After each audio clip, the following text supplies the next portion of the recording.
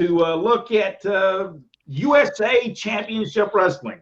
I was looking through this, and we were a part of USA Championship Wrestling, maybe just a small, minute part when you really look at the things that happened there. But it only lasted, and I always thought that it lasted longer than this because it seemed like we were there for a year, and maybe we just was having so much fun that it seemed like a year, but it only lasted from April to August of 1988.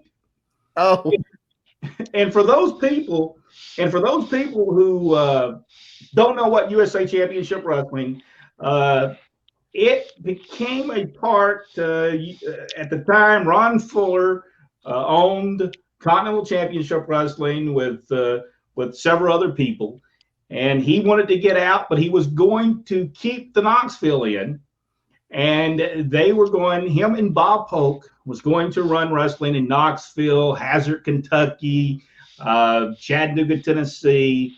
I can't think one more market. I can't remember what the other market is, but Johnson City, Hazard, Kentucky.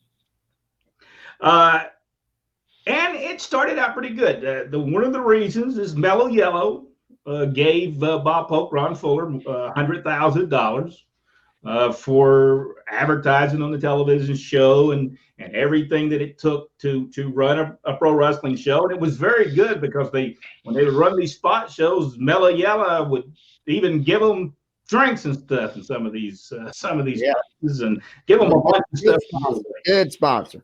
It was a great sponsor, and we'll have to tell a story about that same sponsor was going to be a sponsor of Smoky Mountain Wrestling. That's a different story for a different time, but and we'll get into why that didn't happen on another episode. But the show was really good. It was done at the television show was done at the Ballroom in Knoxville, Tennessee.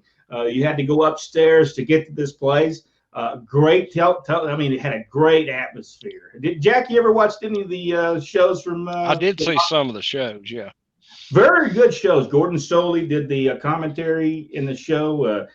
Everything was great until one morning, Gordon fell down the escalators and messed himself up. Bro, you remember that, Rodney? Yeah, that wasn't good. It wasn't good. Yeah, he looked beat up pretty bad.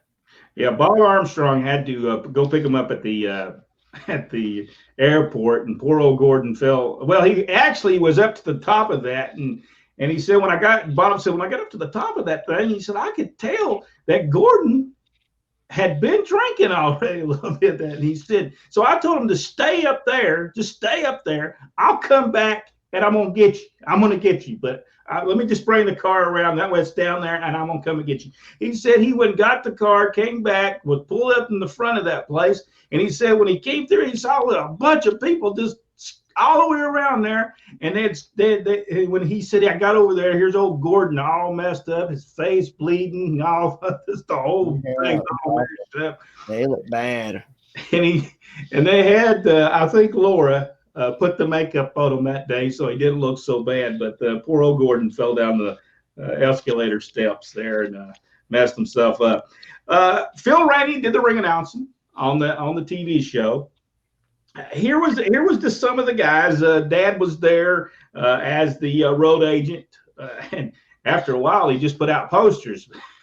I never understood why they had him there just putting out posters, but that's what he did for a while. And it's not that Dad didn't care; he was still being paid, but he was thinking, I think I could give a whole lot more than putting out posters for USA Championship Wrestling. I think they thought that was what sold the tickets. Don't you think so, Rod? Them posters being put out sold the tickets. Great posters, yeah. We've had that. I had that same conversation, it seems like, with the circus. Yes. Like I said, it was only there April into August. I really believe that seemed like it was longer than that. I'm going to have to go back and look at that, but that just seems like we were there in February. And it went through till August of that year. It just because I know this much. When we first went there, this is who was wrestling at the company at the time. Buddy Landell was there. Hector Guerrero had come in. Bill Dundee, Moondog Spot, Mongolian Stomper, Ron Wright, which was tremendous in this thing. I mean, he was, I didn't even know who Ron Wright was until 1987. I'll be honest with you, I never even knew who he was. But once I seen him in action, I thought there was no better person. Yeah, Ron Wright was awesome. I'm sorry, he was the best part of the show. He was the best part of the show. But here was the downfall of Ron Wright. We didn't get the other side. We got some of them. We didn't talk about Bob. The Bullet was there. Yeah, the Bullet was there. Scott Armstrong, right? Johnny and Davey Rich. His first time. David Haskins coming in his first time as Davey Rich. Todd Morton was there, right? Yes. At the beginning. And am I missing somebody? Let's see. Doug Furness. Okay. Austin Idol was Austin Idol would come in and out occasionally. At the end, Ron Fuller came out of his retirement to get in the room. Oh, we had the Stormtrooper, which was Tim Fry, Terry Gordy would wrestle there as well. The Rock and Roll RPMs, Mike Davis and Tommy Lane. Nelson Royal would come in, which was very good. Oh yeah, Nelson is great. But I guess Mongolian Stomper and Bob was the main two people on the card. It didn't last as long as that was a very small territory, and you had to move people in and out of there really quick. And I think after 3 months, because when we first got there, business was good. But I remember one time in Moorestown, Tennessee, and Rodney, you remember this. They did the same exact finishes 2 times in a row. Yeah, that was very embarrassing, by the way. Yeah, somebody came up to me and said, "I know what's going to happen in this next match because it's the same match as we saw last time that we were here." Very bad. Michael and David was telling us also Wendall Cooley was there later on. He's right. Yeah, Wendall Cooley was there. I remember Wendall Cooley got his hair cut by Buddy Landale. And we were making trips with Wendell. And Wendell went right after he got his hair cut, and he went to get a haircut. And we told him driving down the road, says, "This ain't gonna work." You just went and got your hair cut. So what did it do to you? You need to go click that thing where it's more. Some of it's not here, and some of it. I said, you got to go. What did it matter if you got your hair cut if you're just going to go get a haircut? Made no sense to us whatsoever. But they had some good stuff, but they did things that just the territory was too small to be able to. You needed to move talent so fast. I mean, where were they going to go? When you got rid of them, where were they going to go? So it wasn't a situation. We'll get back to Ron Fuller's USA Championship Wrestling. We'll go into more of a detailed look at matches. Well, the one thing that I want to just interrupt you for just a second. Let's just be very frank. Ron and Robert were not getting along together. Robert was running the southern end, the Alabama, still down there. They refused to exchange talent. They refused to even talk to each other at the time. And it was detrimental, not just to that, but to both at the same time. So there we go with what I was talking about earlier with AEW.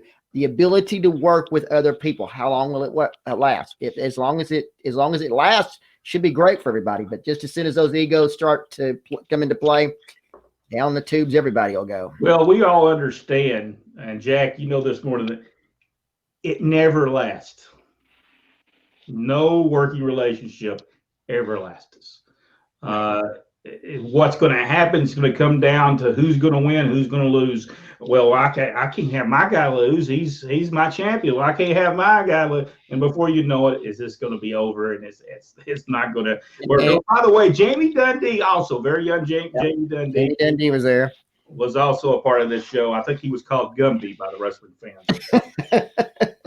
But we'll get more into detail and tell you step by step exactly what happened. But we're going to have a little bit of time on that because a lot of things people talk about. Well, what made a wrestling company go under? There's a lot of things that made this particular company not survive for a very long period of time, and it did happen that. Sometimes there would be 5 shows running around Knoxville, Tennessee, just too close to Knoxville, Tennessee, that didn't help it as well.